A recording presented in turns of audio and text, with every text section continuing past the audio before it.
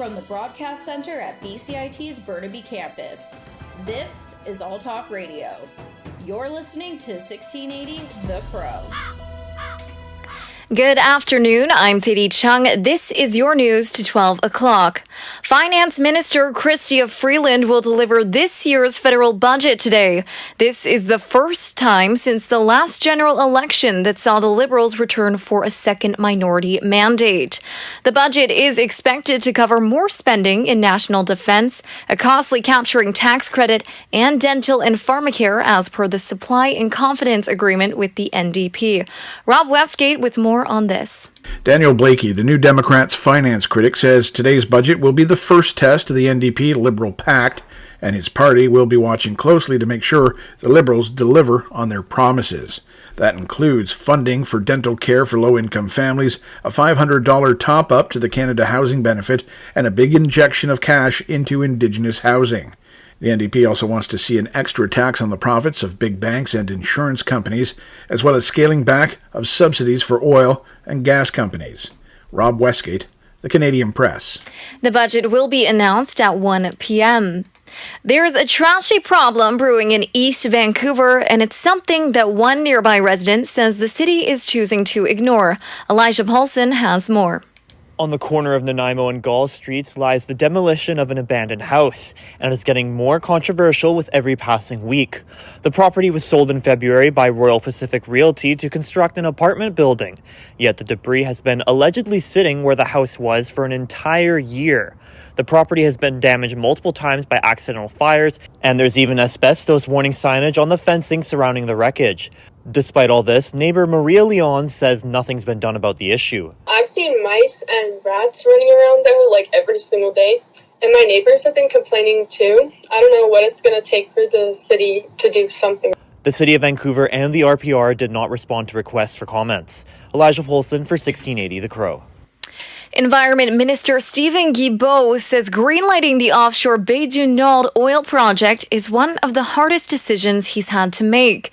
As a longtime environment activist, Guilbeault used to lobby against many oil and gas projects, but he says the new federal approval process is a political based on environmental reviews by the Impact Assessment Agency of Canada. They made a recommendation to me that after studying the project for 4 years, that they, with 137 conditions, including that the project be net zero by 2050. Their conclusion was that the project would have no significant impact. So that was a challenge for me, like to go against this institution. The Baie du Nord project will produce up to 200,000 barrels of oil a day, but Guilbeault says greenhouse gas emissions from production will be among the lowest per barrel in the world. BC's Minister of Mental Health and Addictions say Health Canada is considering the province's request for an exemption to federal drug laws. This would decriminalize the possession of small amounts of drugs for personal use, but with a lower threshold for the amount of drugs a person may carry. Sheila Malcolmson says she received an update on what Health Canada has, quote, on its mind, and the decision is not final. BC has requested a cumulative threshold of 4.5 grams of opioids, cocaine, and methamphetamine, part of its efforts to reduce stigma associated with drug use and reduce overdose deaths. But the co-founder of advocacy group Mom Stop the Harm says Ottawa is mulling a 2.5 threshold. Leslie McBain of the group says that limit is too low, and people will have to buy drugs from the illicit market more often. The BC government is also asking the public to provide input on whether it should allow spaces where people could consume non-medical cannabis, with an online survey open on the province's website until May 8th. Grace Robertson has more on the story. The province describes a cannabis consumption space as a business or special event that provides cannabis for sale and use on site, such as cafes, spas, and ticketed events like concerts and festivals. Public Safety Minister Mike Farnworth says cannabis businesses have said the spaces could provide an opportunity for the sector to become more economically viable, while others have raised health and safety concerns. If allowed, the province says consumption spaces would need to align with the provincial public health and safety objectives. Grace Robertson, 1680 The Crow. A Coquitlam Golf School is helping new golfers perfect their swings with virtual reality. Reporter David Natalini hits the green. The Vancouver Golf Academy is using virtual reality programs commonly used by pro golfers. The program uses high-speed cameras to slow a golfer's moves and analyze their swing and ball speed. Academy founder Peter Shin says golf is a game of numbers, and collecting data is one of the benefits of the simulation. More advantageous for amateur or like non-professional golfers to pretty much use this equipment than for professionals actually. They actually benefit more because they're able to find out more about themselves than a professional golfer would otherwise. Shin believes virtual reality could improve training in other sports. He says virtual training in Formula One racing could help sharpen skills before trials on the track. David Natalini, 1680 The Crow. Reporter David Natalini joins us now live. What kind of skills can amateur golfers sharpen through this simulation? Well, Sadie, some of the skills that they can sharpen are their swings, but they can also see how far their balls usually fly. Even a small margin of distance can be important in a game, and these simulations let amateurs analyze that. Gotcha. And did Shin say what was the difference between a simulation and outdoor golfing? Well, Shin said that some of the biggest differences was the grass. He said that practicing on real grass gives the player the best experience, which is one of the drawbacks of the simulation. But they actually put synthetic grass mats down for amateurs to practice on. Back to you. Thanks, David. Canada's defense minister says a vote at the UN General Assembly shows countries are united in condemning Russia's alleged human rights violation in Ukraine. Anita Anand calls the vote to suspend Russia from the UN Human Rights Council an important and positive step. It shows that countries are acting together to condemn Russia's illegal further invasion of Ukraine, and to say unequivocally that that conduct and the lack of respect for human rights is unacceptable. Today's vote was 93 to 24 with 58 abstentions, significantly lower than the vote on two resolutions the Assembly adopted last month, demanding an immediate ceasefire in Ukraine, withdrawal of all Russian troops, and protection for civilians.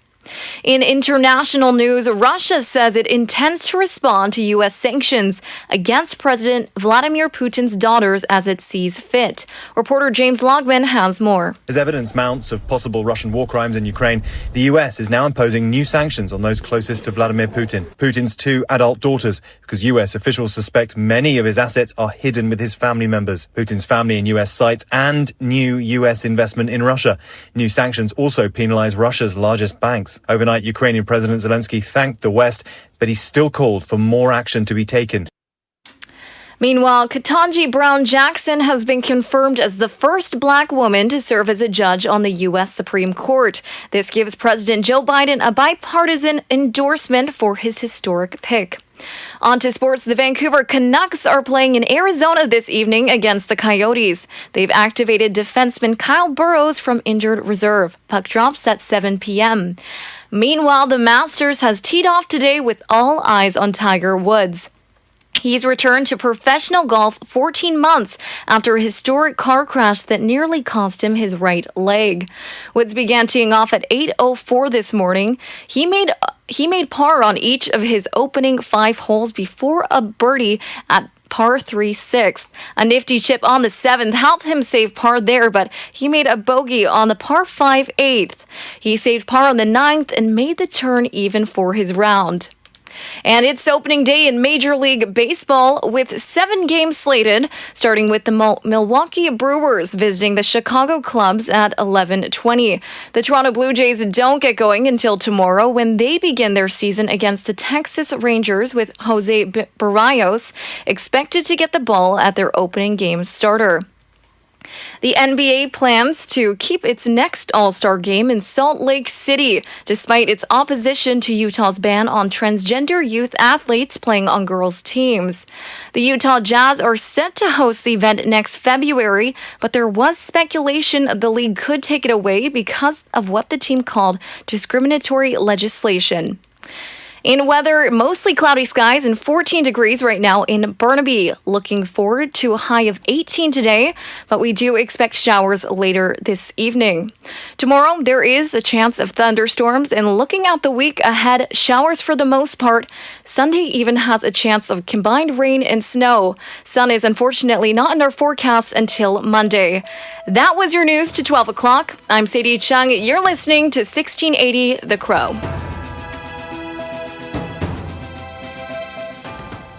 Stay tuned for more on BCIT's 1680 The Crow.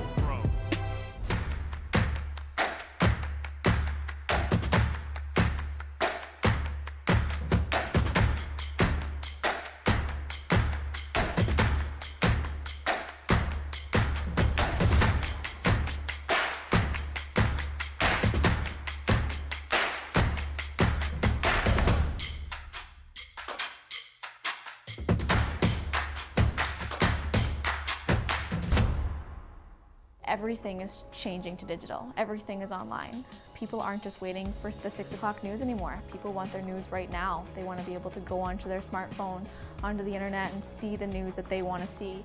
Vancouver is growing at, a really rapid rate, the Lower Mainland even, and we're given here, we're able to cover all of that. Welcome to BCIT Magazine. I'm Radhika Sikki-King. In the program, they really leave it up to you. I mean, the help is there when you need it, figuring out how to use the programs like Premiere, Audition, and figuring out how to use the cameras. But it's up to you to sort of experiment and figure out what you can do when you go out in the field. They brought candles and flowers to remember the student who lost her life yesterday. Theresa May says the international community condemns Moscow. They really make sure that you know the basics and you are able to put out a quality product. I'm Brady Tretanero. And I'm Radhika Sikki-King.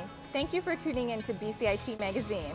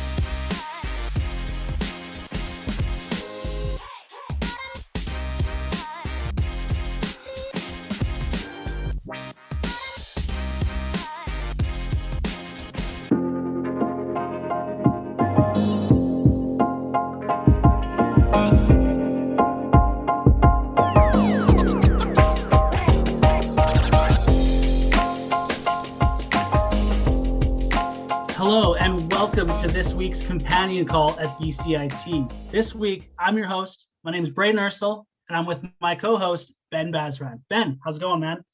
It's going great. I'm really excited to be doing this, and we got a great topic today, so excited to dive into it, and couldn't think of a better co-host, so happy to be doing it with you, Bray.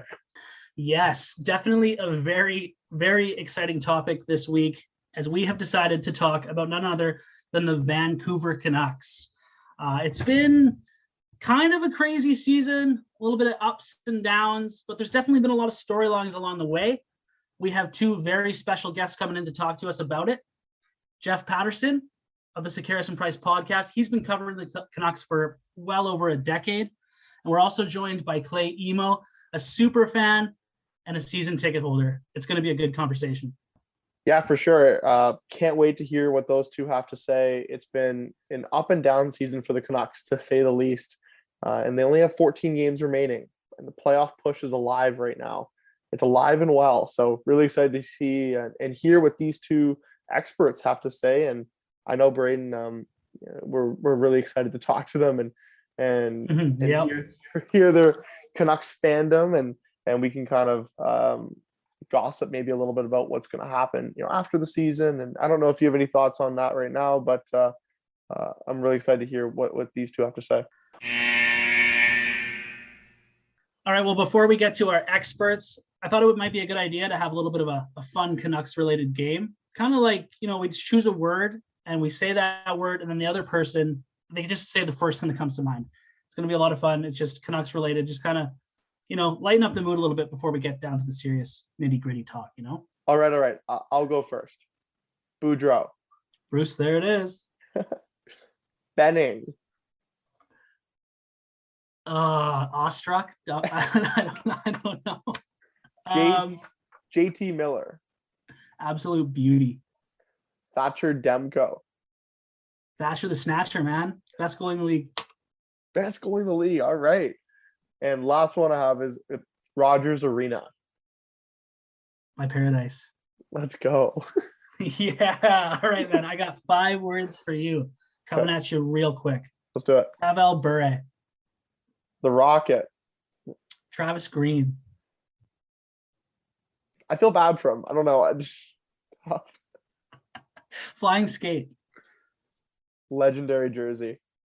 Henrik Sedin. The captain, the GOAT. Brad Marchand. Hate him. Past. Loser. What a plug, eh? Brad Marchand should only be said probably once on a Canucks podcast, so that's enough. Let's get talking to our experts. Why don't you introduce them, Ben? And with that, we'll welcome our guests in. I'd like to welcome Jeff Patterson and Clay Emo in. Jeff is a reporter for the Canucks, and Clay is the super fan for the Vancouver Canucks. Thank you both for joining us today on our call. We really appreciate your guys' time and your insight today. Yeah, thanks for having me. Thanks for asking, Ben and Braden. For sure. So I'll kind of start with a question for both of you guys. I'd like the answer to.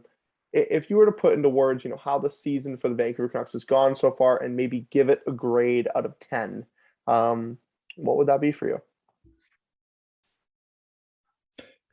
Well, I mean, that's such a loaded question, because I would have to give it about 15 different grades probably to represent the many twists and turns that have led us to this point with a month to go. But I mean, it's been fascinating, I think, is a word that certainly applies. Highly disappointing off the hop for a team that had high expectations, and not everybody was buying in that they were going to be a playoff team, but certainly those were the plans that the organization itself had laid out. And then to have 8 wins, 25 games into the season, and have to undergo a historic house cleaning unlike anything we have seen in decades, I think that gives you a pretty good indication of how far off the rails things were for the Canucks. And so to think now that they are still legitimately in a playoff hunt with a month to go, again, quite remarkable.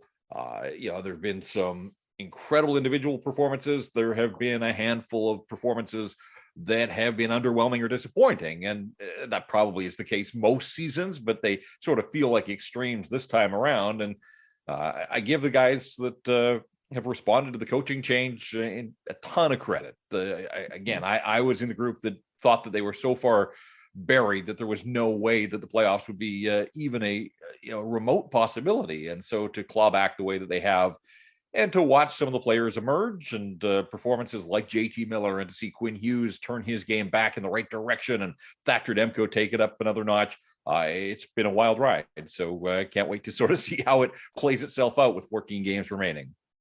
Yeah, it's a tale two seasons for sure. As Jeff said, 8 wins in the first 25. So to be 8-15-2, I'll give some grades. I would say that's a 3 out of 10.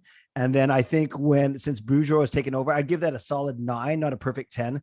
So you average that out, it's really a 6 or so, which isn't great. As Jeff said, a lot of great expectations for this team, playoff hopes, but then a horrible start and a remarkable last 3 months or so. So will it be enough to get in? Likely not. And you add the intrigue of all the off-season, the off-ice changes, and it's been certainly a season to remember for sure. But it always seems to be like that here. So I'll give it a solid 6 out of 10, which isn't great.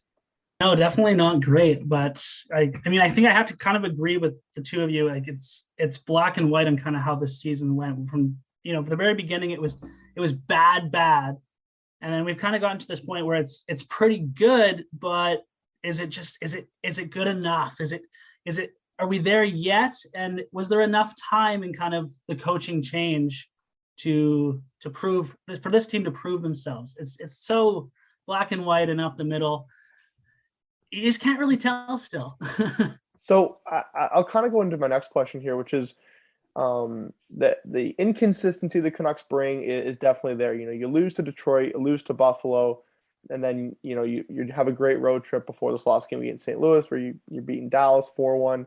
So this team's kind of a Jekyll and Hyde right now.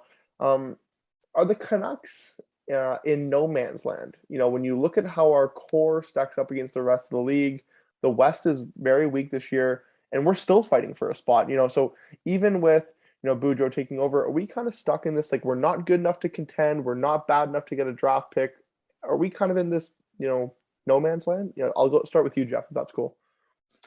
Well, that's certainly where they have been for a number of years. I think the hope was, if you go back to playoff seasons, the bubble in Edmonton, the Canucks were one of the it teams in the National Hockey League. When you looked at the performances of Elias Pettersson in his first taste of the postseason, and Quinn Hughes and Bo Horvat rose up, and there were others, and obviously Bubble Demko at the time, and they came out of that, and I think there were a lot of people around the league that were buying what the Canucks were selling. And obviously, there were departures, there were questionable decisions made by management, and here they are now. That management group is gone. And so it is sort of tough to pinpoint exactly where they are as an organization, because you've got this new regime that's come in. They've had a few months to analyze and assess, but they really haven't made those signature moves that have given us a glimpse of what direction they want to take this team. And certainly the team is hamstrung by its cap situation, and that's not on the new management group, that's on the old group, but they are going to have to find a way to find some cap flexibility. I mean, cap flexibility is king in today's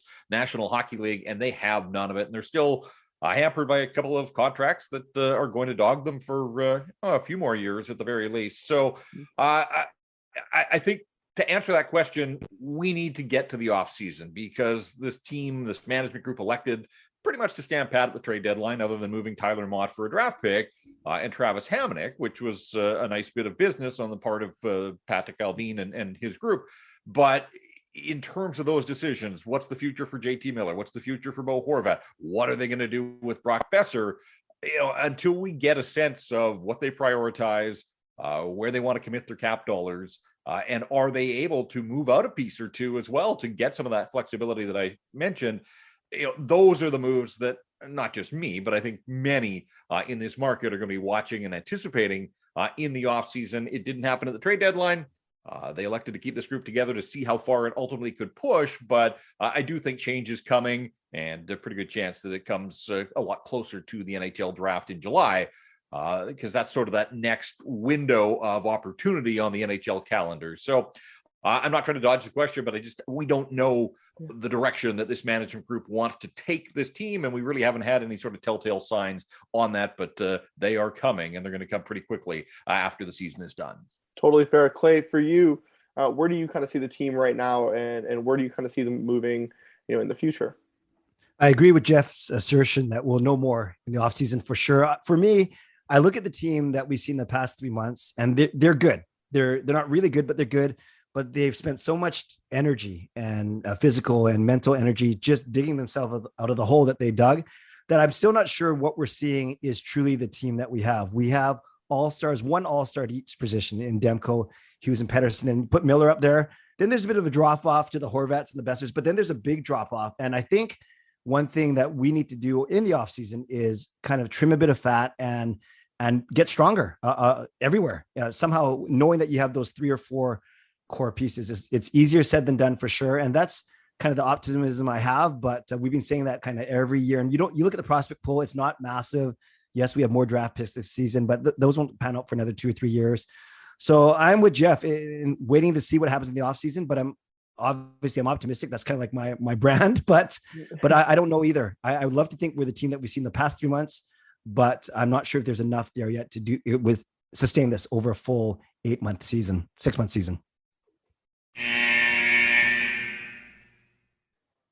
I think I want to kind of go back, Jeff, to something you were talking about, saying that maybe we're going to see changes, maybe we're not going to see changes, but I think changes are probably coming. In your opinion, you've been around this franchise for a long time. You've covered this team when they were kind of the best in the league for a little bit. What does need to get done in your opinion? Like, are you trying to get rid of Besser? Are you trying to re-sign Miller, even though he's getting up in age? Are you trying to just leave the forward core top 6? We know it's pretty solid where it is, and work on defense. We know we have Demko. We don't have to worry about that. What would you like to see done to have this franchise move to the next step? Well, I think the first thing that this management group is going to have to do, and they've had 4 months on the job now, is to assess what is Brock Besser. Ultimately, that's the pressing issue here. The decision has to be made. Are they going to commit to him long term? He's 25 now. He has had an underwhelming season. He's probably going to get to 20 goals, but I'm not sure that he gets to 25. And this is a guy that a lot of people were banking on being a 30-goal scorer, not just for this season, but for a stretch of seasons here. And he shows that potential. Again, though, this has been a disappointing year, particularly at even strength. He's a guy that scored 10 of his goals on the power play, but 5-on-5, there has not been a lot of offense there for Brock Besser, particularly since Christmas. So there's a big decision that has to be made, both in the short term. Does this organization value him? Do they want him? Do they see him as part of the future? Or is he an asset that they could peddle? And what could you get in return? They have to address scoring from the wings. This has become a crisis situation for the Vancouver Canucks because really almost all of their offense comes from the center ice position. And I know Elias Pettersson is playing the wing these days, but he's still a center. In the big picture, long-term, to maximize what he can offer this hockey club, he is a centerman for this team. So it's JT Miller, it's Bo Horvat, it's Elias Pettersson, and really that's it. And this past road trip, as successful as it was for the organization, was a microcosm of that. Miller and Horvat each scored 3 goals. Pettersson had the big night in Denver, or in Dallas rather. He had 2 goals. They only had 4 forwards that scored on the road trip, and they're getting nothing from the wings. And as Clay said, they don't have a lot in the prospect pipeline either, outside of Danila Klimovich. And at some point, you hope that he continues to develop and becomes a scoring winger. And Vasily Podkolzin's going to get better as he goes in his rookie year. But right now, all of their offense comes down the middle, and you need scoring. They need some wingers that can put the puck in the net and put it in the net with some regularity. And Connor Garland, let's be honest, it's been a highly disappointing season. As fun as this guy is to watch and spin around and wheel and deal, again, it's the NHL. You have to have a bottom line. And, so that's become a massive concern for me, is they've got to figure out the wing position and how can they find some guys that they can count on to score. Absolutely. And just to kind of add on to that just quickly about the whole situation. I mean, in this is the type of league where you have to be really good to be good. You can't, like, the littlest mistake can cost you a game. And I think the Canucks are they're good, but they're not great. And I feel that kind of everywhere on the team, on the roster, besides the net. They got a great goalie in Thatcher Demko, but outside of that, you got a bunch of good players, but you don't exactly have the greatness in order to become a playoff team and a championship team, in my personal opinion. And that kind of leads me, Braden, thank you, Braden, into my next question, that kind of maybe one of our final questions here. Clay, I'll start with you, and then Jeff, I'd like to get your thoughts on this as well. 14 games remaining in the season. 3 points back of the last playoff wildcard spot, I believe still, unless anything else has changed tonight. Percentage chance they make the playoffs. They're probably going to have to face some stiff competition if they get in, but what percentage do you put on them making the playoffs? And do you think if they did, then the season would be a success? My heart says 50%. My head says about 10%, what the numbers say. Ben, they have 14 games left. Conventional wisdom says they got to win 11 of those, and 9 of these 14 are against teams that are in a higher position than them in the standings. So we know it's not going to be easy. And even you look at the Vegas game by itself, and you can't presume we're going to win all 3. So really, that's only a 2-point swing. Dallas has got 4 games in hand, and they're already ahead. It's not looking good. They can do good things. They can build confidence. They can maybe rattle off a few wins in a row. But that doesn't mean they're going to beat the lesser teams automatically either. We saw, as you mentioned, how they struggled against the Detroits and Buffaloes of the world. So if you take away all that and just say 11-3, that's actually a better pace than they've done under Bruce Boudreau. So unfortunately, I don't think it's very likely. Okay. Jeff? Yeah, I probably peg it at about 15%. And again, I've sort of at times here written them off, including at the tail end of this most recent homestand. I thought they had shot themselves in the foot and they were done. And, you can't write these guys off. So I give them a ton of credit. I'm going to let them play this out. Obviously, they're going to play the games that are there in front of them.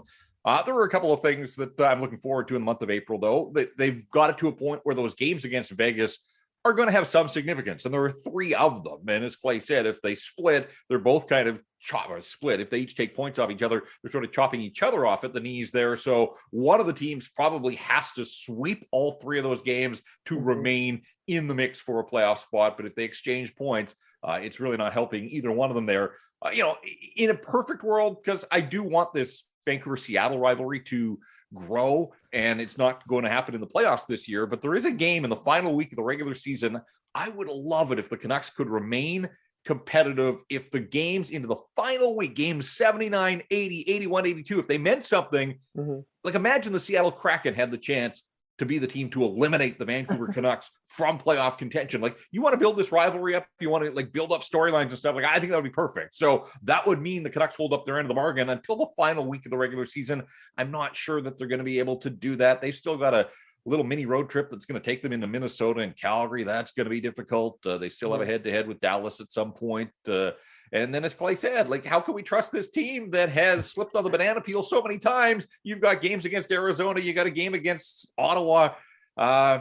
It's just the Canuck way that there's going to be a few nights where they just don't have it. And really, they've run out of runway. They have no more margin for error. So it's been incredible to see them get to this point. But 11-3 seems like an awfully tall order when they still have a handful of games against some pretty good teams. And 9 of their final 14 are at home, which might be a curse because this team has played way better on the road for whatever reason than it has at home. And that 7-game homestand with just 2 victories was proof of that. So maybe they can get it turned back in the right direction. I hope that they remain relevant as long as possible, but I just think that daylight is fading, and it's probably a little bit too much. As Clay said, it's been a remarkable run under Bruce Boudreau, and now over these 14, if they were going to make the playoffs, they have to play at an even higher pace. And I just think it's hard, and you saw it in St. Louis on Monday night. It's hard to bring your A game every single night in the National Hockey League, and they were fine against the Blues, but they weren't at their best. And right now, they've got no margin for error.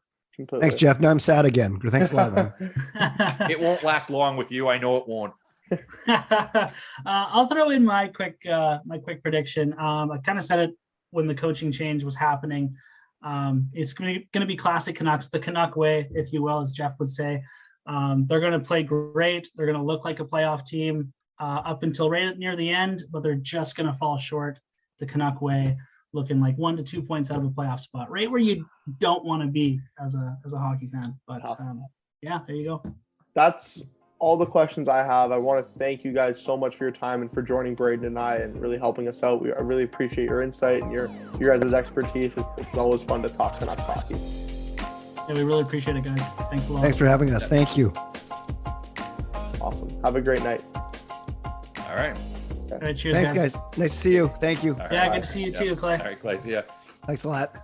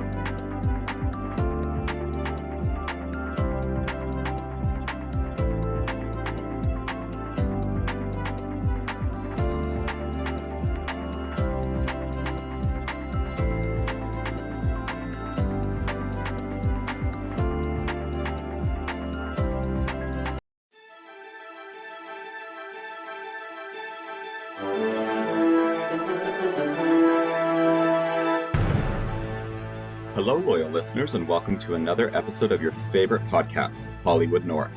Every week, me and my co-host Alicia dig into a different topic that's happening in Vancouver's ever-growing film and TV industry. You know how it goes. We bring the stories, guests, and entertainment, so all you have to do is sit back and listen. Here we go. Lights, camera, action. This week on Hollywood North, we take a look at safety in the film industry and the most infamous accidents to happen in Vancouver. As always, we've interviewed two experts on the topic to give us their inside opinion. Today we have Daniel Leverly from WorkSafe BC and Emerson Wong, an experienced stunt person from the industry with us. They both share their expertise on how accidents are still happening today and talk about how even the most traumatic accidents could have been prevented. It was really interesting to hear an experienced stunt person say that most of these serious accidents that happened could all have been avoided. To know that prevention of future casualties and injuries is completely possible, it just really shows that more safety and responsibility needs to be taken on these sets. Oh yeah, I mean, I love the film industry in Vancouver. I think such amazing content gets made and brings joy to so many people, and just thinking about all the jobs created from it and what that adds to our economy, not to mention the celebrities, who doesn't love to see Ryan Reynolds walking around?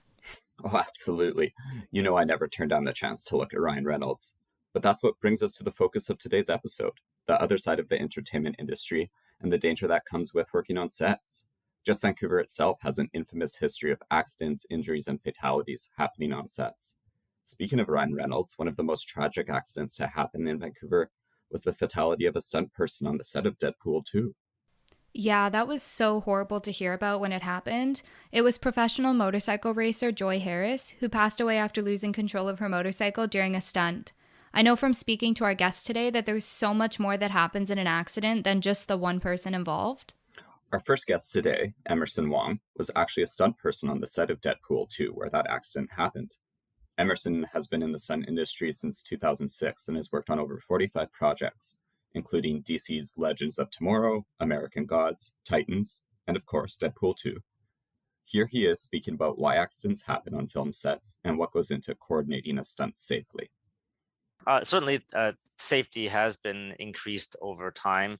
As you know, there have been some serious incidents that have happened in the past, and a lot of those things could have been avoided. And I think that the most recent one was the one that was happening on the show Rust, right? And with gun firing, an actual live round, things like that shouldn't have happened. And there are already policies in place where things like that shouldn't have happened, and because of hiring the wrong person, or and even the same thing that happened on Deadpool is just when you let things sort of slide and kind of push the envelope a little bit and try to save some money, or that's usually when things start to fall apart, and why these things, one safety measure gets kind of overlooked and another safety measure overlooked, and a combination of things put together is why these things happen. So they're there, but then because these things still slip up sometimes, then new policies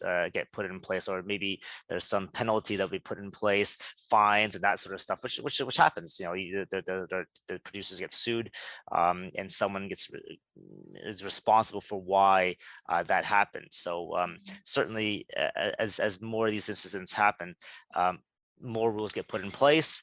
They're supposed to prevent them, but of course, when there is the ability for something to slide, it does certainly happen from time to time. So usually, when it comes to stunts, the coordinator would go over and have a meeting with the rest of production before that stunt kind of comes to play. They would call a safety meeting, and usually they would say what is about to happen for that day, and all the different departments come together, whether it's props or it's your medics, your lighting. All the crew comes together to say, okay, well, we're gonna have some explosion happening, so make sure that you guys are this far away. Make sure that when we're doing sort of a fire burn over here, make sure you don't use these kind of chemicals around this area, because it could catch fire when this goes off, kind of thing. So all the departments kind of come together, and the stunt coordinator would advise those other departments to make sure that nothing bad would happen at that time. But on the day, there would be that meeting to discuss and go over again those precautions, and the stunt players in the scene would also be briefed on making sure they're comfortable with what is about to happen. It's so sad that so many accidents and fatalities happen on these sets. No matter what the accident is, it creates such a ripple effect that touches so many different people. The family and friends of the victims, the staff on the production sets, everyone involved in the situation, really. Especially when our guests explain that prevention is completely possible at the end of the day. Thankfully, it's WorkSafe's job to go in and put the blame on the appropriate parties when these things happen. But nothing can turn back time, and I believe it's important for responsibility and accountability to be held. Well, look what happened in that accident on Deadpool 2. Joy Harris, the motorcycle racer that died, wasn't an experienced stunt person. The person who was supposed to perform the stunt originally wasn't available, so they brought Harris in to do it just a few days before the stunt was shot. She was just a professional driver, and Deadpool 2 was actually the first movie she'd ever worked on. Only one word comes to mind there: prevention. I know WorkSafe definitely found a lot of problems in their investigation of that set. Their report actually said that the accident was the result of multiple safety failures. The Vancouver production company TCF ended up being fined almost $300,000 for the high-risk safety violations that WorkSafe found. Yikes, I can't imagine anybody wanting to be fined that amount of money, not to mention causing a death or any type of accident. Emerson talked with us about the accident that just happened on the set of the movie Rust, where a person lost their life after being shot by a prop gun. What did you think about that? I thought it was really interesting to hear him go into such detail about the step-by-step process of what should have gone into the safety of that stunt. He also brought up the personal responsibility of the stunt player performing the stunt, which I found really important to hear. Why don't we play that clip for our listeners? Usually stunt players are trained to know that when there is a gun handed to them, to make sure to check to make sure that it is empty. And what happened on Rust, for example, was that the armorer was supposed to make sure that there's no live round in there. No matter how many times whether you put it somewhere, if you don't look at it and you come back to it, you're supposed to check it again. But of course, sometimes you put it down, you look away, come back, and after a few minutes, it should still be empty. But I mean, this is one of the things supposed to check, is like always check, double check, triple check, because something could happen, right? But that's the first part. And the second part is when the AD comes by and takes the gun from the armorer and passes it to the talent. They're supposed to have checked it too, even though the armorer tells them that the gun is cold, there's nothing in there. The AD shouldn't assume that, right? And then if a stunt player takes the gun, they're supposed to also be told and shown by the person or the armorer passes them is that it is empty. Look, it is empty. The chamber is empty. There's so many checks and balances there, and that's why that none of that should have happened. But because one person assumed, the next person assumed, the next person assumed, and of course on the set it's very busy. Things happen all the time. It's under a lot of pressure. But it's when things are under pressure is when things go wrong, right? Because you start skipping all these things. With such an experienced stunt person telling us how accidents happen, and more importantly, how they could be prevented, I had to know what the numbers actually look like. So you know what that means. It's time for everyone's favorite segment, the Saracen Statistic Corner. Get that popcorn poppin', it's Saracen Statistic Corner. An article published by CBC in 2018 states the film and entertainment industry had more than 100 serious injury claims and more than 600 time loss claims made to WorkSafe BC in 2017. That's the same year that the accident on Deadpool 2 happened. Our second guest today, Daniel Leverly, works for WorkSafe BC as a supervisor of interest for the film team, a team of 14 inspectors that look after all the incidents within the BC film industry. Here he is sharing the amount of injuries reported in 2020, as well as the major claim drivers in the entertainment industry over the past 5 years. There were 424 lost time claims in the motion picture and television production CU. And so what that would mean is there were 442 workers that were injured to a severity where they lost some time of work, meaning they couldn't go back the next day. Of those 424 lost time injuries, 74 of those were serious injuries, meaning that the workers that endured those serious injuries they suffered in the sense that they're either off for a very long time due to a muscle related, like an MSI related injury, or they were injured to a severity where a major bone was broken or something of that sort. So yeah, 424 lost time injuries, and 74 of those were serious injuries in 2020. So over the last 5 years, incidents involving falls, and that's to the same level, so a slip, trip, or fall, or from elevations. Those are the major drivers. They accounted for almost $17 million in claims costs, which is about 30% of the industry's claims costs. And it also resulted in about 60,000 lost days of work. So those are good workers in BC that ended up missing days at work due to their injury. So falls from heights and from the same elevation is the major driver of incidents in this industry. The biggest thing I took away from our two guests today is that safety should always be the first priority on any set, no matter the cost to the production companies.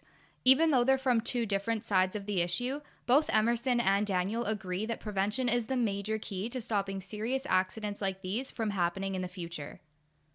The thing to remember is that safety is the responsibility of everyone on set. Teamwork is very important. If all the different teams on a production come together and work together, make safety the top priority, and make sure nothing slips through the cracks, we would have much less accidents happening. Here's Daniel from WorkSafe again, talking about how production companies can help prevent future accidents and what goes into a proper risk assessment.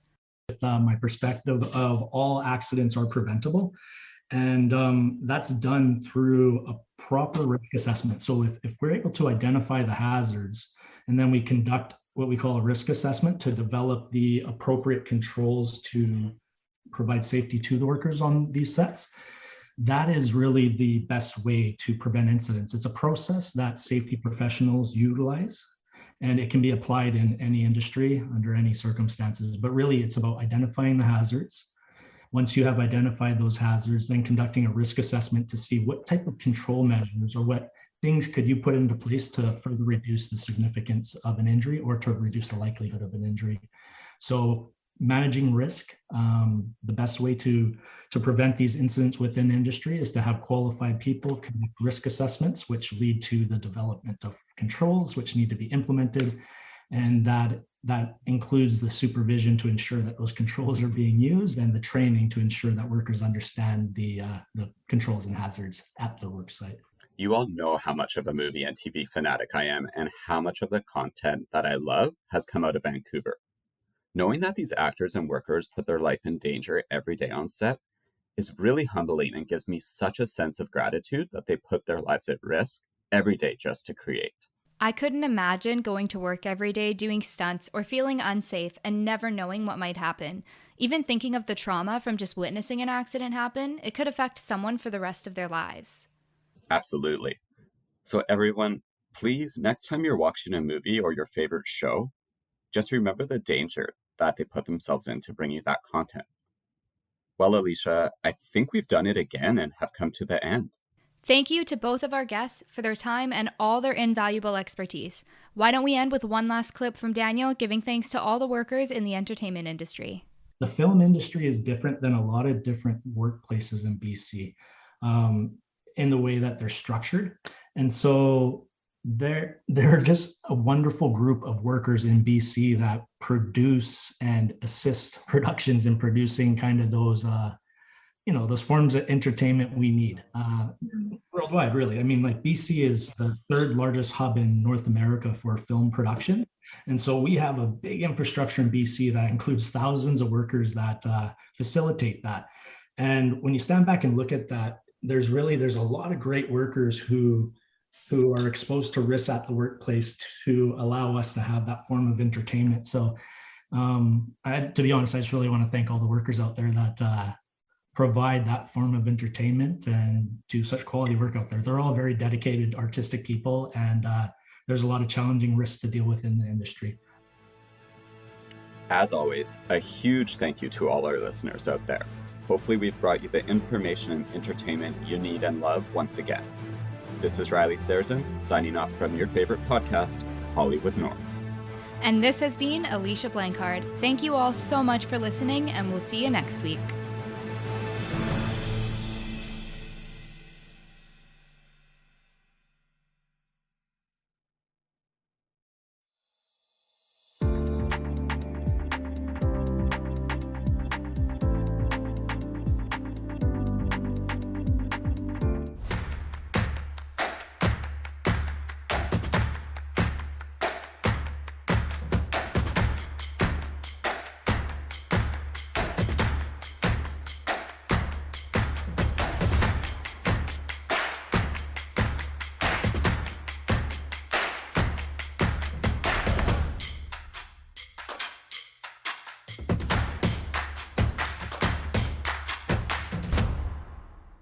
everything is changing to digital. Everything is online. People aren't just waiting for the 6 o'clock news anymore. People want their news right now. They want to be able to go onto their smartphone, onto the internet, and see the news that they want to see. Vancouver is growing at, a really rapid rate, the Lower Mainland even, and with the tools that we're given here, we're able to cover all of that. Welcome to BCIT Magazine. I'm Radhika Sikki-King. In the program, they really leave it up to you. I mean, the help is there when you need it, figuring out how to use the programs like Premiere, Audition, and figuring out how to use the cameras. But it's up to you to sort of experiment and figure out what you can do when you go out in the field. They brought candles and flowers to remember the student who lost her life yesterday. Theresa May says the international community condemns Moscow. They really make sure that you know the basics and you are able to put out a quality product. I'm Brady Tretnero. And I'm Radhika Sikki-King. Thank you for tuning in to BCIT Magazine.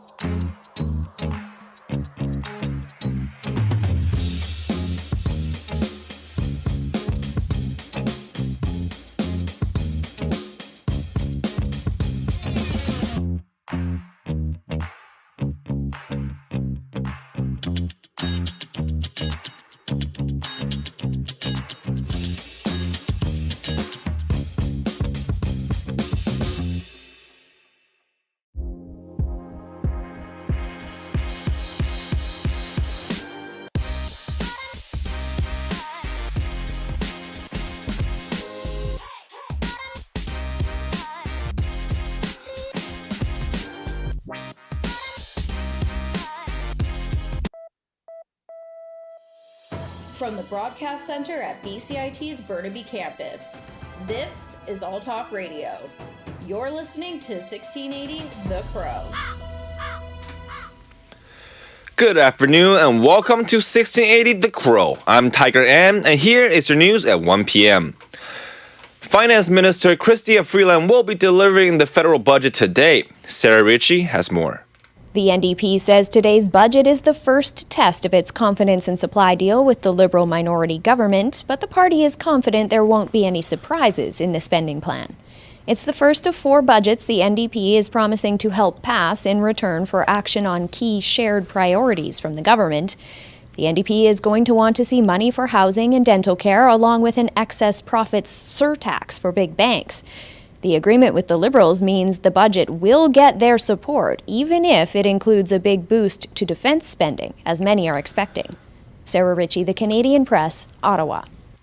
According to the U.S. Center of Disease Control and Prevention, 103 cases of illness have been linked to the consumption of raw BC oysters. Oysters from the east coast of Vancouver Island and south of Comox are potentially contaminated with norovirus and have already caused nearly 300 illnesses across Canada. The Canadian Food Inspection Agency has issued another recall, the 5th recall relating to this outbreak. Today is Green Shirt Day. Health Minister Adrian Dix says the day is to highlight organ donor awareness and the need for registered organ donors. According to the Health Ministry, 75 living donors and a record of 150 diseased organ donors gifted and saved lives in BC last year. The BC government is asking the public on whether if they should allow people consume non-medical cannabis in public spaces. An online survey opens the discussion on the provincial website until May 8th. Grace Robertson has more. The province describes a cannabis consumption space as a business or special event that provides cannabis for sale and use on site, such as cafes, spas, and ticketed events like concerts and festivals. Public Safety Minister Mike Farnworth says cannabis businesses have said the spaces could provide an opportunity for the sector to become more economically viable, while others have raised health and safety concerns. If allowed, the province says consumption spaces would need to align with the provincial public health and safety objectives. Grace Robertson, 1680 The Crow. Ketanji Brown Jackson, a liberal appeals judge, became the first black woman to serve as the judge of the U.S. Supreme Court. The White House announced that President Joe Biden, Vice President Kamala Harris, and Ketanji Brown Jackson will deliver remarks on Friday to celebrate this confirmation. The United Nations General Assembly has voted to suspend Russia from its human rights organization. ABC's Aaron Katersky has more. The UN suspended Russia from the Human Rights Council, a diplomatic rebuke over its invasion of Ukraine. The country that's perpetrating gross and systematic violations of human rights should not sit on a body whose job it is to protect those rights. Today, a wrong was righted. Secretary of State Blinken hailed the vote, which resulted from a U.S.-led effort. Russia called it theatrics, and China called it hasty. Both were among the 24 opponents. 58 countries abstained, but 93 voted in favor. Aaron Katersky, ABC News, New York. The Vancouver Canucks is facing off against the Arizona Coyotes tonight at 7 p.m. The Canucks are currently 5th in the Pacific Division with 33 wins, 28 losses, and 10 overtime losses. With 11 more games remaining in the season, the Canucks still has a slim chance of making the playoffs. The Toronto Raptors is tipping off against the Philadelphia 76ers today at 4:30 p.m. The 76ers are currently number 4 in the Eastern Conference, while the Raptors sits at number 5, making this a potential playoff matchup. The 76ers will play without guard Matisse Thybulle, while the Raptors will play without OG Anunoby and Yuta Watanabe.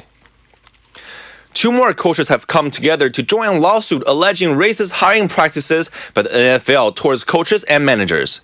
ABC's Aaron Katersky has more. Steve Wilkes, who was fired after 1 season as head coach of the Arizona Cardinals, and Ray Horton, a longtime assistant, joined Brian Flores in suing the NFL for racial discrimination in its hiring practices. The amended lawsuit said Wilkes was not given any meaningful chance to succeed in Arizona during his 1-year stint in 2018.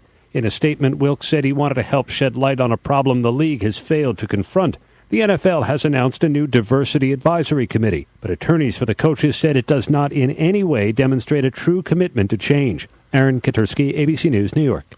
Major League Baseball returned today with the Milwaukee Brewers playing against the Chicago Cubs as the first game of the 2022 season. In weathers, the high will be 18 degrees today. However, it will be cloudy. We might see some rain later in the afternoon around 5, so stay dry. Well, that was your news at 1 p.m. I'm Tiger Ann, and you're listening to 1680 The Crow. Stay tuned for more on BCIT's 1680 The Crow.